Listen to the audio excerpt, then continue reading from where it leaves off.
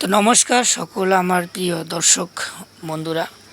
তো আমি আপনাদেরকে কিছুক্ষণ আগেই লাইভ ভিডিওর মাধ্যমে দেখিয়েছিলাম হাই প্রেশার ফুয়েল পাম্প এবং ইঞ্জেক্টর কিভাবে অ্যাসেম্বল করা হয়, কিভাবে সেট করা হয় এবং তার কী কী যন্ত্রাংশ থাকে। তো আমি এখন সেটা ইঞ্জিনের সঙ্গে ফিটিং করে আপনাকে দেখাতে যাচ্ছি।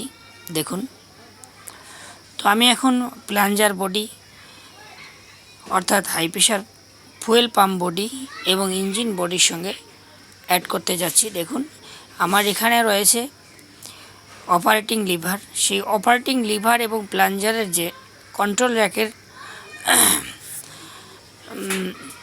একটি মার্ক আছে, সেই মার্কটি এবং আমাদের অপারেটিং লিভারের যে কাটিং স্লটটি আছে সেই স্লট বরাবর পড়তে হবে। তো সেটি আমরা দেখে অ্যাডজাস্ট করার চেষ্টা করব ভিতর থেকে, কারণ যদি আমি সাইড কভার যে হ্যান্ডেল কভারটি আছে সেটি যদি খুলি তাহলে হয়তো সেটা খুব তাড়াতাড়ি হয়ে যাবে, কিন্তু এটির জন্য আবার আমাকে আরেকটা এক্সট্রা কাজ করতে হবে। তো আমি অলরেডি হ্যান্ডেল কভার না খুলেই চেষ্টা করব যাতে করে আমাদের high pressure fuel pump set হয়ে যায়। আর লোকাল ভাষায় যাকে আর কি সরাসরি প্লাঞ্জার বলা হয়, কিন্তু প্লাঞ্জার আসলে হাই প্রেশার ফুয়েল পাম্পের ভিতরে থাকা যে ব্যারেল এবং পিনটি থাকে, যেটি আমাদের ফুয়েলকে পাম্প করে, সেটি হলো প্লাঞ্জার। তো আমরা সচরাচর গ্রাম্য ভাষায় পুরো বডিটাকেই প্লাঞ্জার অনেক সময় বলে থাকি। তো দেখুন, আমি হাই প্রেশার ফুয়েল পাম্পকে বসিয়ে দিলাম। এবার হালকাভাবে স্ক্রু লাগাবো, কেননা আমাদেরকে দেখতে হবে প্লাঞ্জারের মুখে যে ইউনিয়ন বোল্টটি আছে ওটি খুলে দেখতে হবে আমাদের অপারেটিং লিভার এদিক ওদিক করলে আমাদের প্লাঞ্জারের ভিতরে যে ব্যারেলের মাঝখানে পিন আছে সেই পিনটি হেলতেছে কিনা বা অর্থাৎ নড়চড় করতেছে কিনা সেটি দেখতে হবে। তো আমি লাগিয়ে আপনাদেরকে দেখতেছি। তো চলুন আমরা আগে টেম্পোরারিভাবে বল্টুগুলোকে টাইট করে নিই, কেননা যদি লুজ থাকে সেক্ষেত্রে আমার ইউনিয়ন বোল্ট খোলার সময় হয়তো এঁকে বেঁকে যেতে পারে। তো সেটি লাগিয়ে নেই। আর অনেক বন্ধুরা মাঝখানে কেউ আমাকে জিজ্ঞাসা করেন নজেল কেন জাম লাগে। তো আমি ভিডিও শেষে অবশ্যই সেগুলোর সলিউশন আপনাদেরকে দিয়ে দিব। আরও আমাকে বেশ কিছু বন্ধুরা লিখেছিল যে এয়ার ক্লিনার দিয়ে মোবিল বাইরে চলে আসে। তো সে বিষয়ে আমি আরেক দিন আপনাদেরকে আলোচনা করিয়ে দেখে দেব। আজকে আমাদের যেটা কার্যক্রম সেটাই আপনাদেরকে আমি দেখাচ্ছি। আমি লাইভ ভিডিওর মধ্যে আপনারা দেখে নেবেন। আমি লাইভ ভিডিওর মাধ্যমে আপনাদেরকে হাই প্রেশার ফুয়েল পাম্প কীভাবে সেট করা হয় এবং ইঞ্জেক্টর কিভাবে সেট করা হয় সেসব দেখিয়েছি। তো দেখুন, আমি এখন ইউনিয়ন বোল্ট খুলে দেখার চেষ্টা করছি যে অপারেটিং লিভার এদিক ওদিক করার সঙ্গে সঙ্গে কিন্তু আমাদের প্লাঞ্জারের ভিতরে যে পিন আছে, প্লাঞ্জার দুটি জিনিস নিয়ে তৈরি হয়, একটি হলো পিন, একটি হলো ব্যারেল। তো প্লাঞ্জার পিনও কিন্তু এদিক ওদিক নড়চড় করবে। তো দেখুন,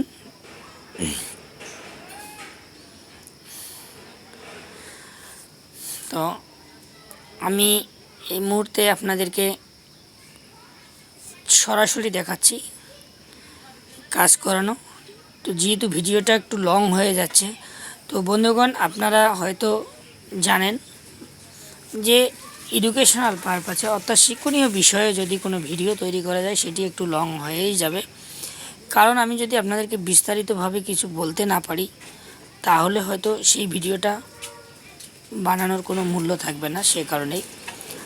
তো দেখুন, আমার কিন্তু প্লাঞ্জার পিনের সঙ্গে আমাদের যে অপারেটিং লিভার আছে তো সেটি অ্যাডজাস্ট হয়নি, আবারও খুলতে হচ্ছে আমাকে, কারণ আমার একবার মিস্টেক হয়ে গেল, সেটিকে আমি আবারও দ্বিতীয়বার খুলে অ্যাডজাস্ট করার চেষ্টা করতেছি।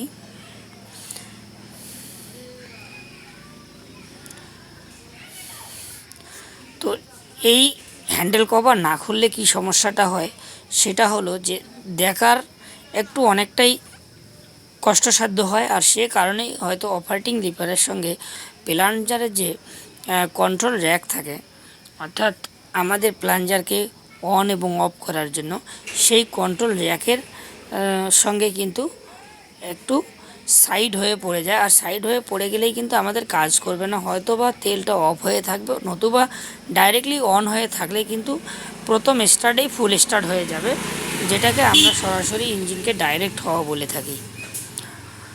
তো চলুন আমি সেসব সেট করে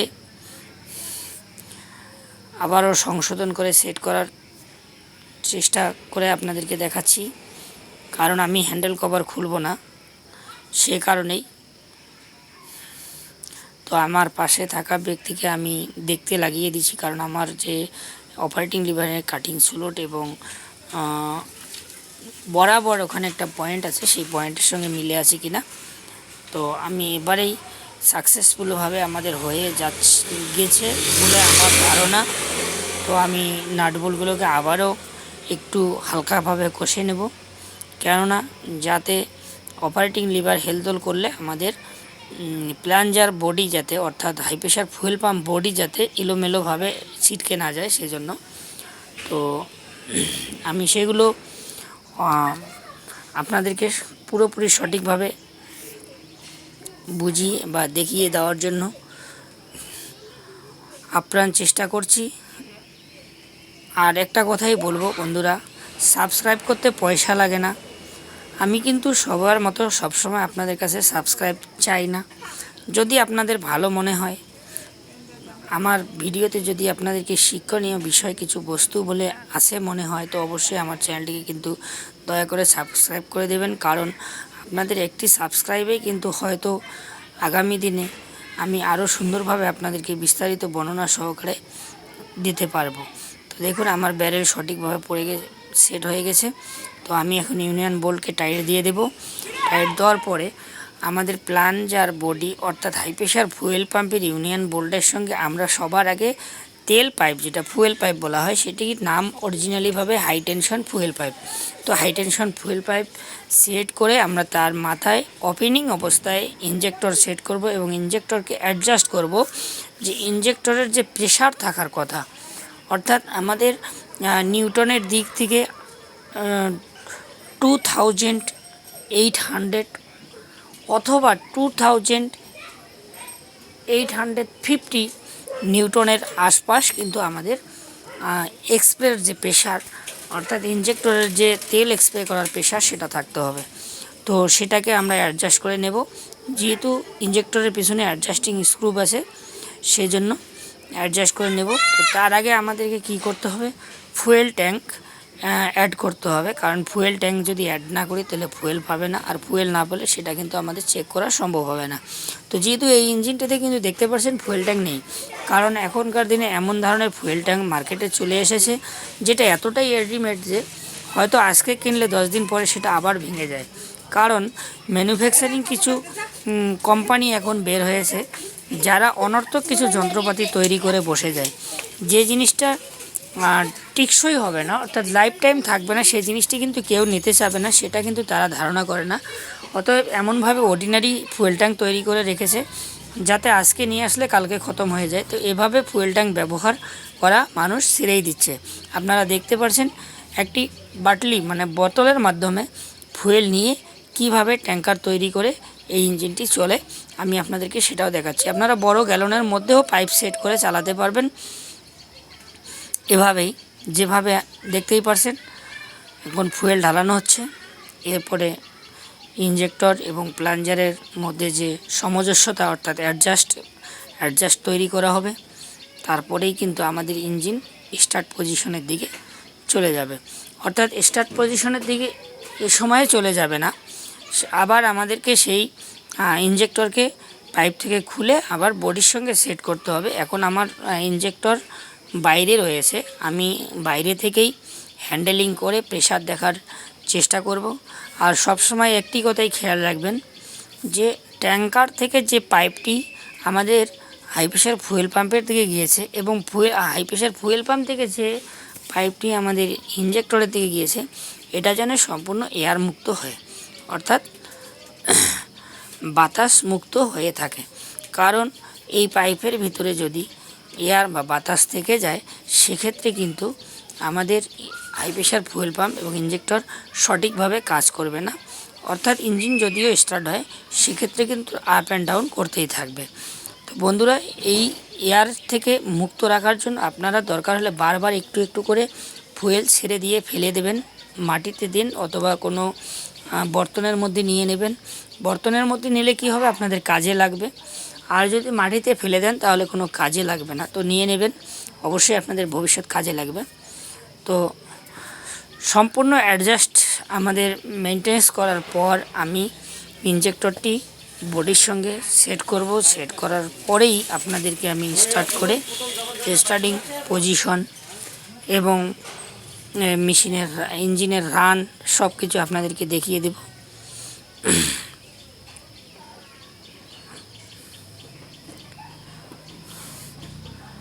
তো আমি এখন আমাদের হাই টেনশন ফুয়েল পাইপকে খুলে নেব। সেই ফুয়েল পাইপকে খোলার পরে আমি ইঞ্জেক্টরকে বডির সঙ্গে সেট করব, হেডের সঙ্গে সেট করব। তো বন্ধুরা, আপনাদের আমি বাবারও বলতেছি, আপনাদের একটি মাত্র সহযোগিতা, একটি ছোট্ট সাবস্ক্রাইব, হয়তো বা আমার মতো একজন ক্ষুদ্র টেকনিশিয়ানকে আপনাদেরকে আরও পুঙ্খানুপুঙ্খানুভাবে বুঝিয়ে দেওয়ার জন্য সহযোগিতা করবে। তো আমি একটাই অনুরোধ করব, যে সকল বন্ধুরা আমার ভিডিও দেখেন বা দেখবেন, তারা অবশ্যই দেখবেন যে আমি আপনাদেরকে কোনো শেখানোর বা বোঝানোর চেষ্টা করতেছি কেন। যদি করে থাকি অবশ্যই দয়া করে সাবস্ক্রাইব করে দিতে কিন্তু ভুলবেন না, কারণ আপনাদের এই সহযোগিতাটুকুই কিন্তু আমাদের ভবিষ্যতের অনেক বড় ধরনের আপনাদের চুলচুলা বিশ্লেষণ করে শেখানোর উৎসাহ তৈরি করে দেবে। তো চলুন, আমি এখন সম্পূর্ণরূপে সেটিং শেষ করার পরে আপনাদেরকে স্টার্ট করে দেখানোর প্রস্তুতি নেব। এই যে হ্যান্ডেলিং করা হচ্ছে, অর্থাৎ আমাদের যে হাই প্রেশার ফুয়েল পাইপ আছে, high tension fuel pipe, high pressure না, হাই টেনশন ফুয়েল পাইপ, সেখান থেকে কিন্তু এয়ার মুক্ত করা হচ্ছে। অর্থাৎ এর পাইপের ভিতরে যাতে কোনো বাতাস না থাকে সেজন্য আমরা হ্যান্ডেলিং করে কিছু ফুয়েল কিন্তু ফেলিয়ে দিচ্ছি আগে। কেন ফেলিয়ে দিচ্ছি, সেটা যাতে এয়ার মুক্ত হয়ে যায়, অর্থাৎ বাতাস মুক্ত হয়। তো বাতাস মুক্ত না হলে আমাদের ইঞ্জিন কিন্তু, আমি বারবার করে বলতেছি, আপ অ্যান্ড ডাউন করতে থাকবে, আর সেটা কিন্তু কন্ট্রোলিং হতে চাবে না। তো সে কারণেই সম্পূর্ণভাবে এয়ার মুক্ত করা কিন্তু একান্ত আবশ্যক। অবশ্যই সেটি আপনারা দেখতে পাচ্ছেন। যদিও আমাদের এই টেম্পোরারি ফুয়েল ট্যাঙ্কের কারণে একটু কাজ করতে সমস্যা হচ্ছে, কিন্তু কাস্টমারদের কাছে কিন্তু এটা সবথেকে খুব সহজ পদ্ধতি, কারণ পয়সাও খরচ করতে হয় না এবং সেটা লং টাইম টিকেও থাকে। বা সেটা মানে বাড়িতে থাকা যে কোনো বোতল বা যে কোনো গ্যালন ব্যবহার করে কিন্তু তারা এই কাজটা সাকসেসফুলভাবে চালিয়ে যেতে পারে। কারণ যে অর্ডিনারি জিনিসের থেকে কিন্তু এই বাড়ির ব্যবহারিক জিনিসটা কিন্তু খুবই ভালো। কেননা যে ট্যাঙ্কারগুলো এখন মার্কেটে এসেছে তার গুণগত মান এতটাই খারাপ যে এক সপ্তাহ টিকে থাকবে কিনা খুব সন্দেহ।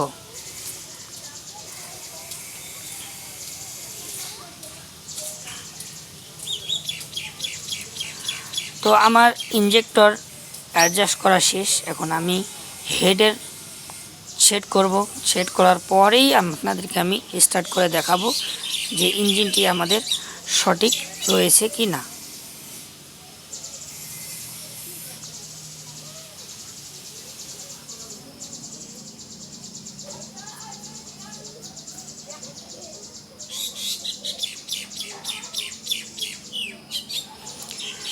তো দেখুন, আমি ইঞ্জেক্টরকে হেডের মধ্যে সেট করতেছি,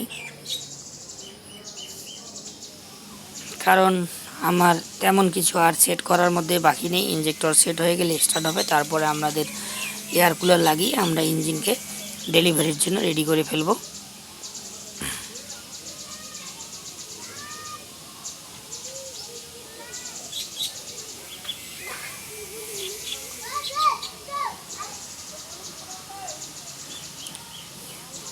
তো আমি অলরেডি ভ্যানের উপরেই কাজ করতেছি, এই জন্যই যে আপনারা যাতে সঠিকভাবে দেখতে পারেন। কারণ আমি যদি মাটিতে নিচে নিই তাহলে হয়তো আমারও একটু ভিডিওটা তৈরি করা খুব কষ্টকর হয়ে যাবে।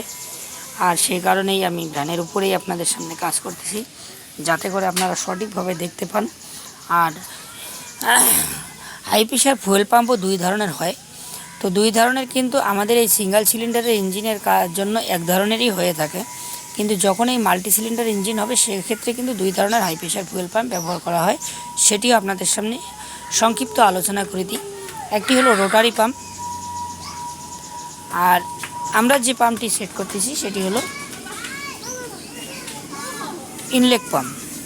তো রোটারি পাম্প হলো ঘুরে ঘুরে কাজ করে, অর্থাৎ কখন কোন ইনজেক্টরে ফুয়েল সাপ্লাই করতে হবে সেভাবে করে। আর সাধারণত এই পদ্ধতিটা খুব সহজ পদ্ধতি। আর রোটারি পাম্পের ক্ষেত্রে কিন্তু আপনাদের সেই পাম্পগুলো পাম্প হাউস থেকে বেঁধে নিয়ে আসতে হবে, কেননা সেটার জন্য এক্সট্রা মেশিনের প্রয়োজন হয় এবং সেখানে ফায়ারিং অর্ডার মিলিয়ে কিন্তু কাজটা করতে হয়। মাল্টি সিলিন্ডার ইঞ্জিনে কিন্তু সমস্ত সিলিন্ডারে একই সঙ্গে যেহেতু ফায়ার হয় না, সেই কারণে সেখানকার একটা ফায়ারিং অর্ডার থাকে। যেমন ধরে নেন 1, 3, 2, 4 এইভাবেই কিন্তু ফায়ারিং হয়। 1, 3 হয়তো একসঙ্গে ফায়ার হলো এবং 2, 4 হয়তো পরবর্তী। এটা 4 সিলিন্ডারের ক্ষেত্রে। 6 সিলিন্ডারের ক্ষেত্রে আরও ভিন্ন রকম টাইপের হয়, সেভাবেই কিন্তু সেটা তৈরি হয়। সেজন্য আর সাধারণত আমাদের সিঙ্গেল সিলিন্ডার ইঞ্জিনের মধ্যে এই পাম্পেই সচরাচর আপনারা সব জায়গায় দেখতে পাবেন। তো আমার এখন ইঞ্জিন স্টার্টের জন্য প্রস্তুত হচ্ছে, আমি যন্ত্রপাতি সব নামিয়ে ফেলতেছি। তো দেখুন, এখন আমরা ইঞ্জিন স্টার্ট পজিশন নিয়ে নেব।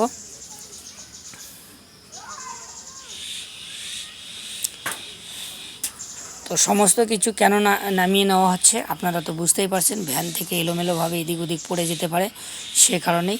তো চলুন, স্টার্টের জন্য রেডি করছে আমার পাশে থাকা ব্যক্তি যিনি আছেন, স্টার্ট রেডি করবেন। তো আপনাদেরকে স্টার্ট করে দেখাবেন। আবারও একবার এয়ার মুক্ত করে নিচ্ছি, কারণ আমি আপনাদেরকে বারবার বলতেছি ফুয়েল লাইনে কিন্তু কোনো এয়ার থাকলে কাজ করবে না, অর্থাৎ বাতাস থাকলে কাজ করবে না।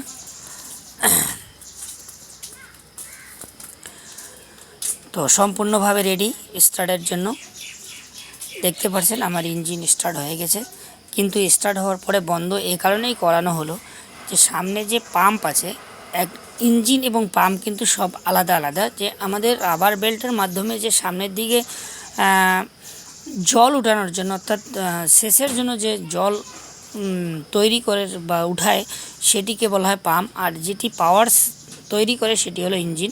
তো সেখানে একটা ঘর ঘরে আওয়াজ করলো, সে কারণেই কিন্তু ইঞ্জিনটিকে থামিয়ে দেওয়া হলো। আর যেহেতু ফুয়েলের পরিমাণ খুব অল্প আছে সেজন্য বেশিক্ষণ চালাবো না, অল্পক্ষণ চালাবো। দেখতেই পাচ্ছেন ইঞ্জিন চলছে। তো সেই আওয়াজটার জন্যই তখন একটু থামিয়ে দেওয়া হয়েছিল, যে আওয়াজটা কোথাও ভেতরের থেকে নয়। তো কারণ ইঞ্জিনের কাজ করতে গেলে এই সমস্ত সাবধানতা কিন্তু সবসময় অবলম্বন করতে হবে, কারণ একটু চুক হলেই কিন্তু বিপজ্জনক ঘটনাও ঘটতে পারে। তো দেখতেই পাচ্ছেন ইঞ্জিন চলছে, তো সুন্দরভাবে চলছে। ইঞ্জিন বন্ধ করে ফেললাম, যেহেতু ফুয়েল খুব অল্প পরিমাণ আছে সেই জন্য বন্ধ করা হলো। এখন আমাদের এয়ার ক্লিনার লাগিয়ে ইঞ্জিনকে ডেলিভারি করে দেওয়ার জন্য উপযুক্ত হয়ে গেছে। তো আমি এখন এয়ার ক্লিনার সেট করে দেব। আর ইনজেক্টরের পেছনের যে সমস্ত কিছু অ্যাডজাস্টিং স্ক্রু বের করার জন্য যে ক্যাপ থাকে, সেই ক্যাপগুলো লাগিয়ে অলরেডি ক্যাপগুলোকে সেট করে তারপর আমরা এয়ার ক্লিনার লাগিয়ে ইঞ্জিন কিন্তু অলরেডি হ্যান্ড ওভার করে দেব যে কাস্টমার আছে তার কাছে।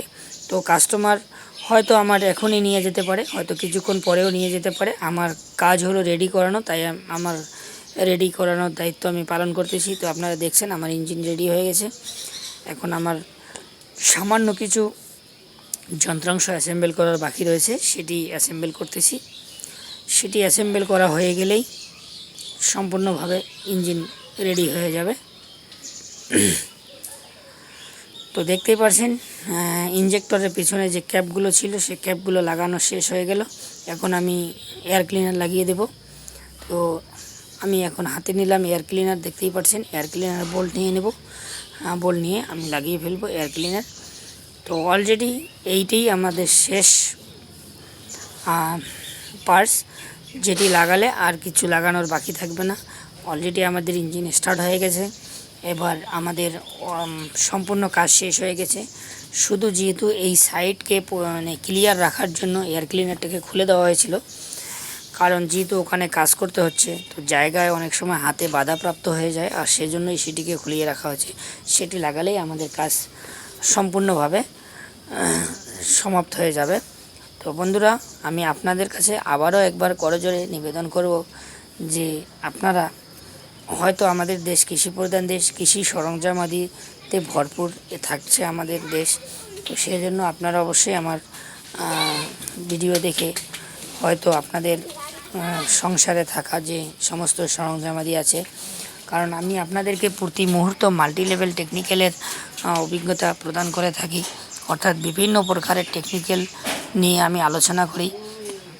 A to Z আপনারা আমার কাছ থেকে আলোচনায় পেয়ে যাবেন। শুধু আপনারা একটু সহযোগিতা আমাকে করবেন, সেটি হলো সামান্য একটি কাজ, সেটি হলো একটা সাবস্ক্রাইব করে দেবেন। আর কারো মনে যদি কোনো ধরনের প্রশ্ন জেগে থাকে তো অবশ্যই সে বিষয়ে কিন্তু আপনারা প্রশ্ন করতে পারেন একটা কমেন্টের মাধ্যমে। আর অবশ্যই যদি ভালো লাগে শেয়ার করে দেবেন। বন্ধুরা, আমি এখন আপনাদের সামনে আলোচনা করব যে বিষয়বস্তু নিয়ে আমি আলোচনা করতে চেয়েছিলাম, নজেল কেন বারবার জাম লাগে। তো নজেল জাম লাগার বেশ কয়েকটি কারণ থাকে। প্রথমত কারণ, যদি আপনাদের ফুয়েল ট্যাঙ্কে ফিল্টার না থাকে, অর্থাৎ তেলের ছাঁকনি না থাকে, সেক্ষেত্রেও কিন্তু নজেল জাম হয়ে যেতে পারে। দ্বিতীয়ত কারণ, যদি প্লাঞ্জার দুর্বল হয়, অনেকটাই দুর্বল, কিন্তু আপনারা হ্যান্ডেলিং করে জোর জবরদস্তি ইঞ্জিন চালিয়ে দিয়েছেন, সে কারণে অনেক সময় আমাদের যে কম্প্রেশন ইনজেক্টরের মধ্যে দিয়ে ব্যাক হয়ে গিয়ে কিন্তু নজেলকে জাম করে দিতে পারে। আবার অনেক সময় কি হয়, আমাদের নজেল যদি ইনজেক্টরের ভিতরে থাকা নজেল যে পিন থাকে সেটি যদি দুর্বল হয়ে পড়ে, সেক্ষেত্রেও কিন্তু জাম হয়ে যায়। আর খুব কম সংখ্যক সময়ে জাম হয়, যদি ম্যানুফ্যাকচারিং কোনো ভুল ভ্রান্তি থাকে, সেক্ষেত্রে কিন্তু নতুন নজেলও কিন্তু জাম হয়ে যায়। তো সেটি আপনারা কিভাবে বুঝবেন যে ম্যানুফ্যাকচারিং ভুল রয়েছে? তো প্রথমত যখন নতুন নজেল আপনারা জাম লাগবে, তো জামটাকে খোলার জন্য হালকাভাবে বাড়ি দিয়ে খুলতে পারবেন।